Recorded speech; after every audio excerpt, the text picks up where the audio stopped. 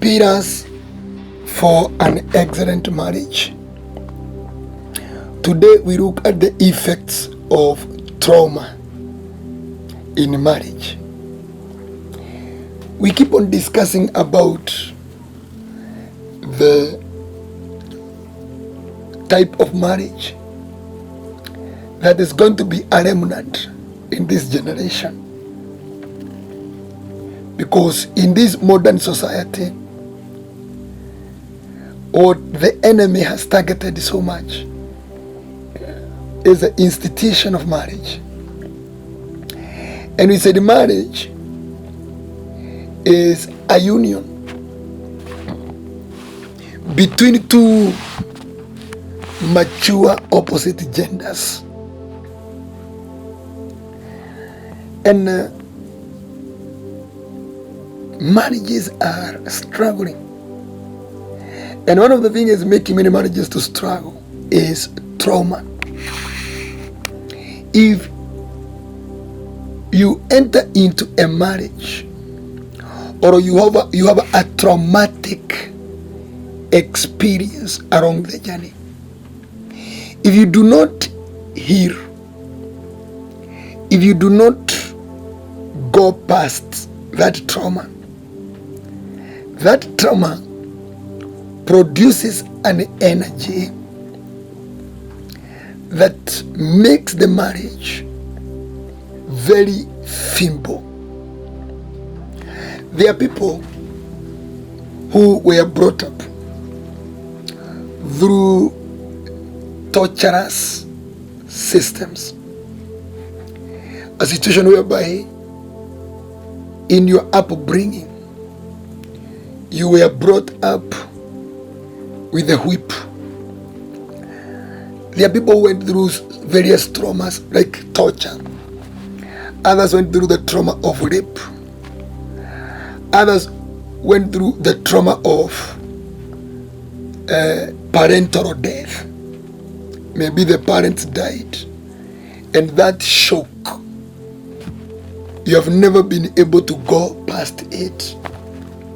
There are people who struggle with different traumas, even like accidental trauma.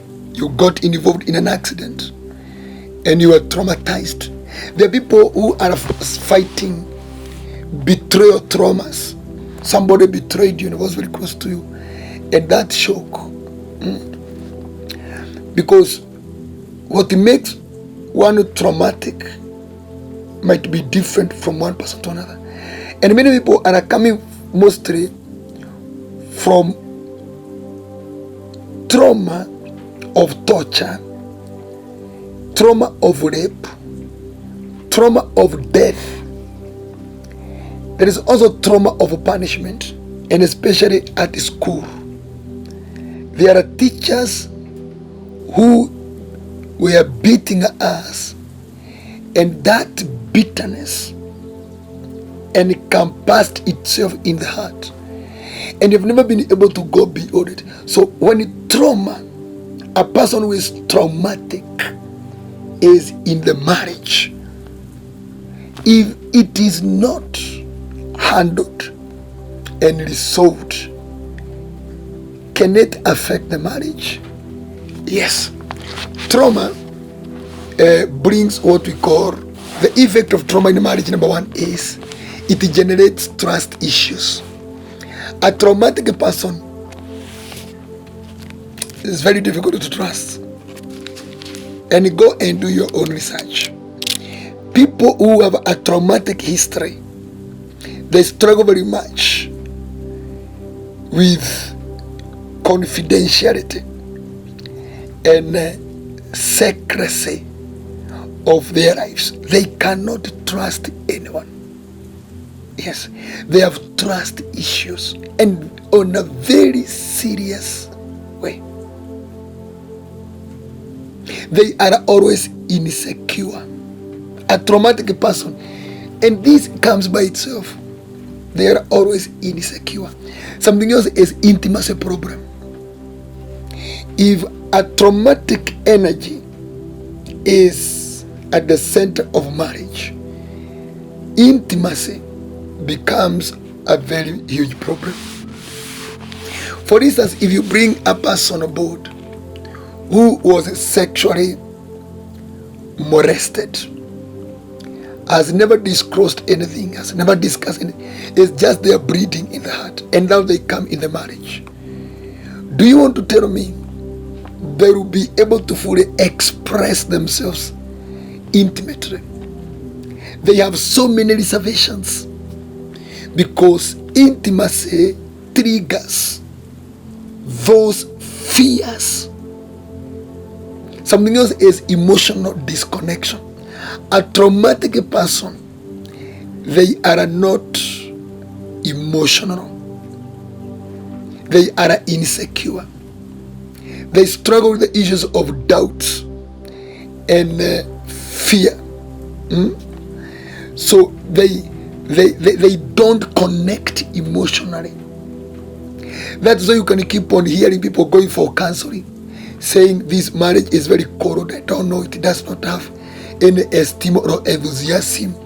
That korogosho.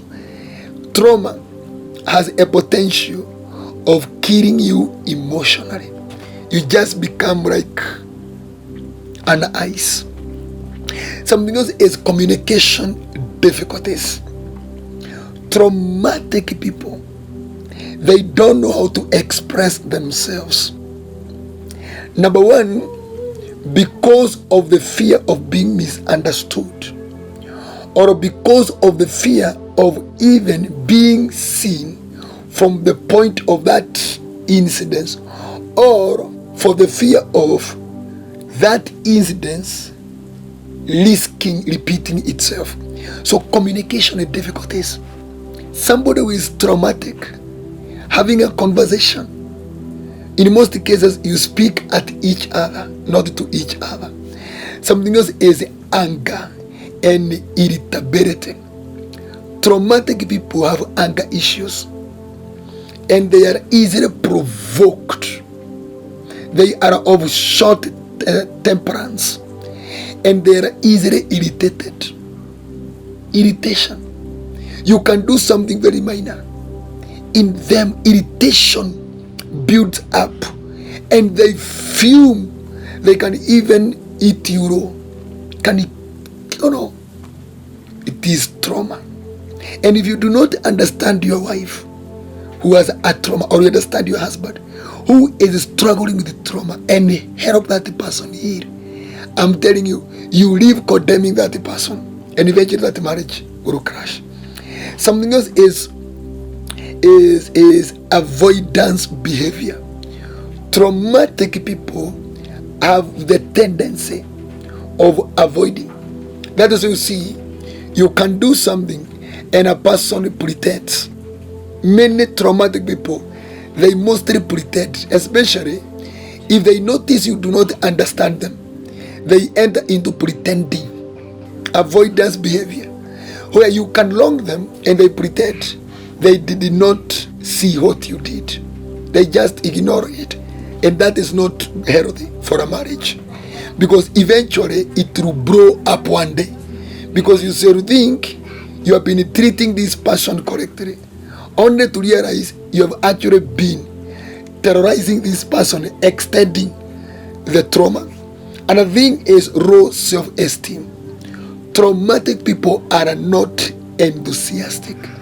They struggle with the burden issues, boldness, courage, and confidence. They don't have that energy. Yes, so they have low self-esteem. They look down on themselves and all that. Mental health concerns. A traumatic person, they mostly struggle with depression and stress. They are always in distress. Something very small can carry their mind and weigh them down so much. Before they eventually resolve to move on, they can struggle very much in the mind. Physical health issues, chronic pain and fatigue. People with the trauma, you hear they speak of the headache a lot, backbone pains, shoulder pains. They speak of burnout, fatigue, chronic pains, and